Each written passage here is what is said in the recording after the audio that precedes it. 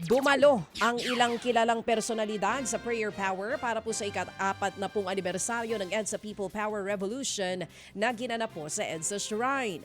Pinangunahan ni Cardinal Pablo Virgilio David ang misa sa nasabing event.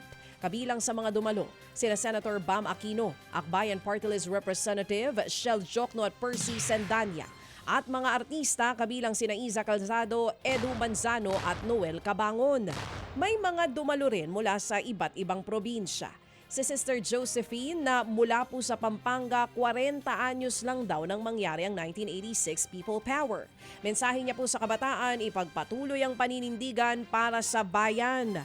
Nakatakda namang maghain ng panukala sa Kamarang Akbayan para gawing special non-working holiday ang anibersaryo ng EDSA People Power tuwing Pebrero 25.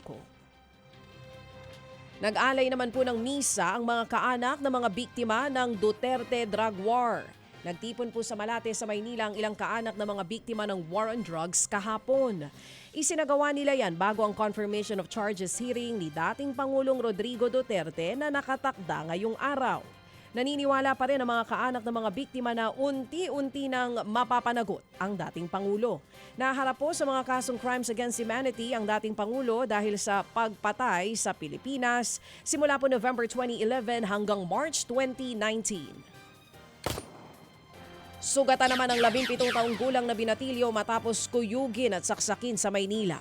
Sa investigasyon, nakaalitan ng binatilyo ang isang grupo ng mga menor de edad. Nauwi po ito sa pambubugbog. Kalaunan, nasaksak pa ang biktima sa batok. Tinutugis pa ang sumaksak sa binatilyo.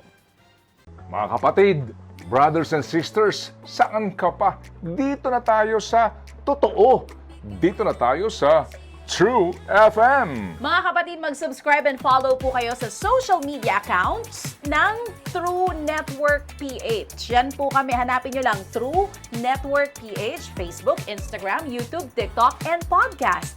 Mapa Apple or Spotify man yan, mahahanap nyo kami. Lahat ng mga napapanood at napapakinggan nyo po sa programa, nasa social media accounts namin yan. So paano mga kapatid? See you sa social media!